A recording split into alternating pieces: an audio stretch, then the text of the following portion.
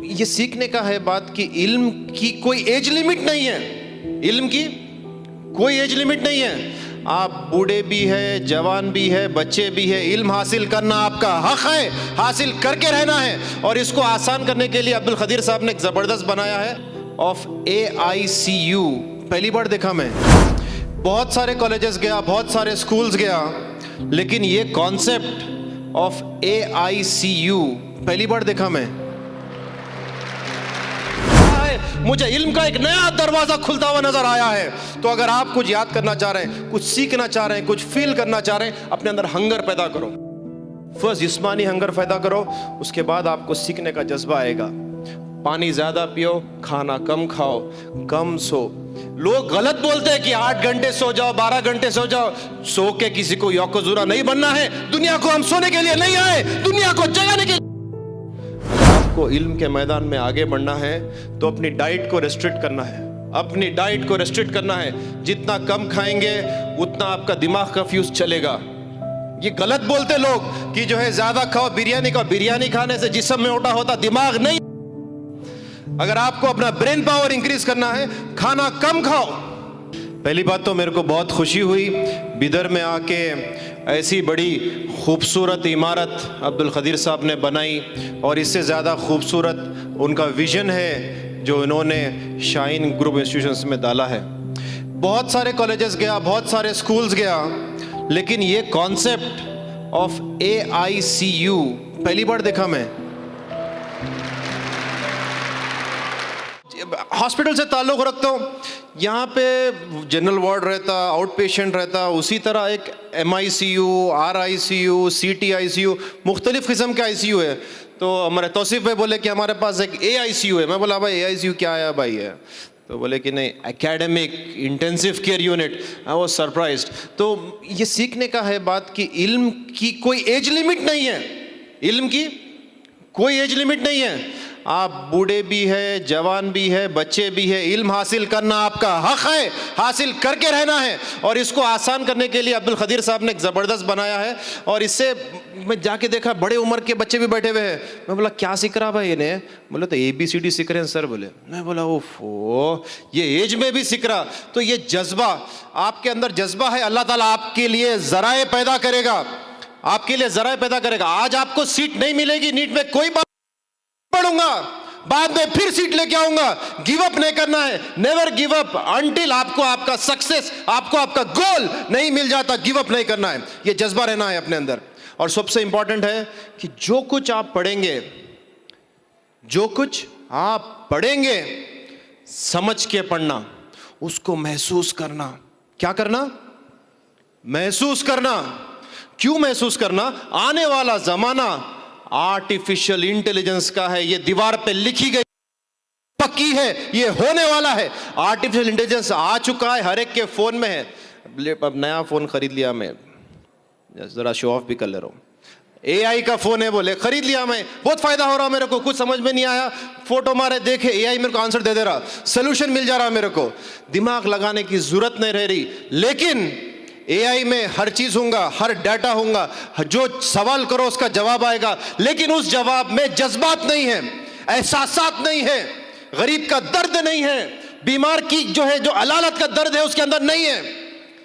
अगर आपको आने वाले जमाने में एक नाम बनाना है, कौम की खिदमत करना है और उरूज तक पहुंचना है, तो अपने अंदर जज्बात पैदा करो। क्या पैदा करो?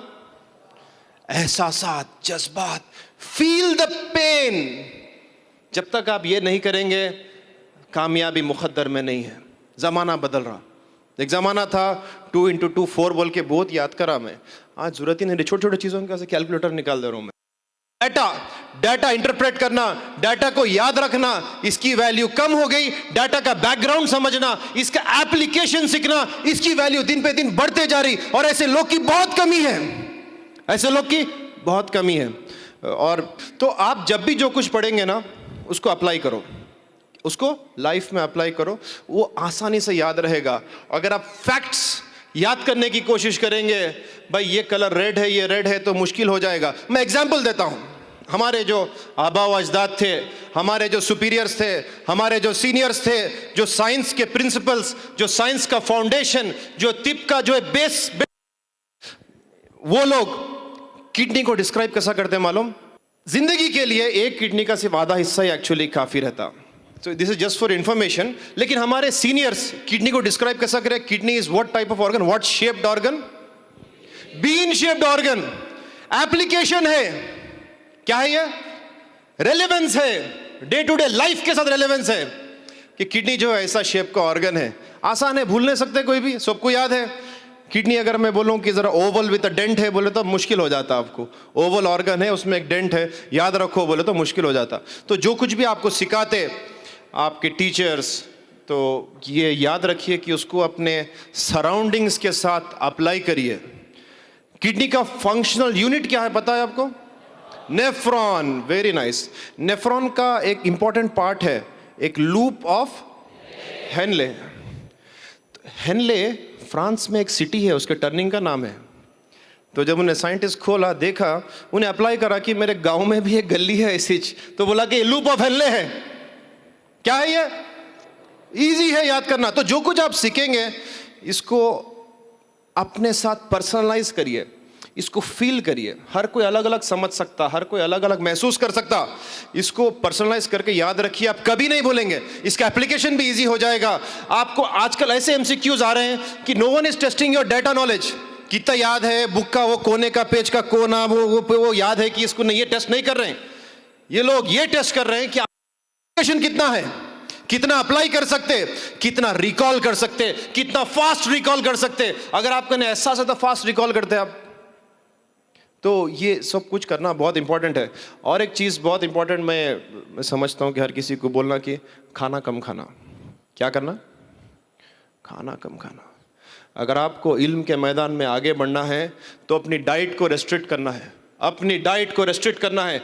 जितना कम खाएंगे उतना आपका दिमाग का फ्यूज चलेगा।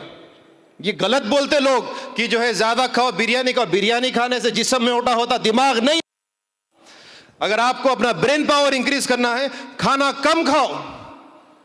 बाबुल इल्म पता है कौन है आपको? इल्म का दरवाजा मौला अली रजी अल्लाह अन्हु बाबुल इल्म है। उनकी गिजा क्या है? बस खजूर और पानी। रोज घर में क्या हो रहा? फाके हो रहे, कम से कम खा रहे। सबसे कम कोई सहाबा में खाता था तो मौला अली थे, और इल्म के दरवाजा बन गए, बाबुल इल्म बन गए। इमाम गजाली बोले कि अपने इह्या उलूम में लिखा है उन्होंने, मुझे जब भी मैं फाखा रहा हूं, जब भी मेरे घर 2-3 दिन फाखा रहा है, मुझे इल्म का एक नया दरवाजा खुलता हुआ नजर आया है। तो अगर आप कुछ याद करना चाह रहे हैं, कुछ सीखना चाह रहे हैं, कुछ फील करना चाह रहे हैं, अपने अंदर हंगर पैदा करो। फर्स्ट जिस्मानी हंगर पैदा करो, उसके बाद आपको सीखने का जज्बा आएगा। पानी ज़्यादा पियो, खाना कम खाओ, कम सो। लोग गलत बोलते हैं कि 8 घंटे सो जाओ, 12 घंटे सो जाओ। सो के किसी को यौक़-ज़ुरा नहीं बनना है। दुनिया को हम सोने के लिए नहीं आए, दुनिया को जगाने के लिए। क्या कर बस सो गए तो जमाने को सुला दिए। ऐसा जगाने के लिए आए हम लोग। हम लोग क्यों आए दुनिया में? लोगों को जगाने के लिए आए, सही रास्ता बताने के लिए आए, आगे लेके जाने के लिए आए, वो चोटियों पे लेके जाने के लिए आए। तो और वन मोर थिंग बहुत इंपॉर्टेंट है कि मतलब कि स्टूडेंट्स है, नीट लिख रहे, तो नीट के लिए बहुत इंपॉर्टेंट है दुआ भी करना। एक तो सचिन तेंदुलकर है, जो अपन बोल रहे थे कि जो है प्रैक्टिस कर रहे हैं अपन, खाना कम खा रहे हैं, कम सो रहे हैं, पढ़ रहे हैं, एहसास पैदा कर लिए। सेकेंड इज़ दुआ करना। सचिन तेंदुलकर है, उसके बारे में बोला जाता कि सुबह जो है 7 o'clock को जो बैट पकड़ता था उन्हें, रात के 7 o'clock तक बैट ही पकड़ के रहता था उन्हें। सुबह से शाम तक नेट प्रैक्टिस, सुबह से शाम तक, सुबह से शाम तक। अजरुद्दीन, उसके बारे में बोला जाता कि उन्हें सुबह जब 9 बजे बैट पकड़ता था तो रात के 6 बजे तक बैट ही पकड़ा हुआ है। बैटिंग। ये लोग नाम बनाए, लेकिन ये लोग भी डकआउट हो गए। ये लोग भी, वो दिन क्या होता अपने हाथ में नहीं है, अल्लाह के हाथ में है। तो अपने को दुआ भी करना है, प्रैक्टिस तो करना ही है। सुबह से लेके रात तक प्रैक्टिस करना है, मेहनत करना है, पढ़ना है, एमसीक्यू सॉल्व करना है। आखिर में रात में उठ के दुआ करना है कि मौला वो एग्जाम का दिन है, मेरे दिल को खोल दे, रब्बी इश्रह ली सदरी। क्योंकि अगर वो दिन आपकी किस्मत नहीं चली, 3 घंटे का किस्सा है, तो आपकी साल भर की मेहनत, इंटर फर्स्ट ईयर की, सेकेंड ईयर की, लॉन्ग टर्म की, इसका फैसला तो 3 घंटे में होने वाला है। तो दुआ करना है आपकी लक चलना वो दिन, और किस्मत पे, मुक़द्दर पे तो अपना ईमान है, तो अपनी लक चलना है। दुआ करना बहुत इंपॉर्टेंट है। फजर की नमाज नहीं छोड़ना, बल्कि हो सके तो ज़रा पहले उठना, तहज्जुद पढ़ना, अल्लाह से रो रो के भीख मांगना कि मौला उस दिन मेरी किस्मत चला दे। क्या जहाँ भर की किस्मत जगाते हैं, मेरी भी जगा दो। तो दुआ करना, इससे जो है इंशाअल्लाह ताला आपको कामयाबी आपके मुक़द्दर में लिख दी जाएगी। And thank you for inviting, और बहुत अच्छा ऑडियंस था। आई होप कि आपका टाइम ख़राब नहीं करा, कुछ फ़ायदे की बात करा। Thank you. अस्सलाम वालेकुम।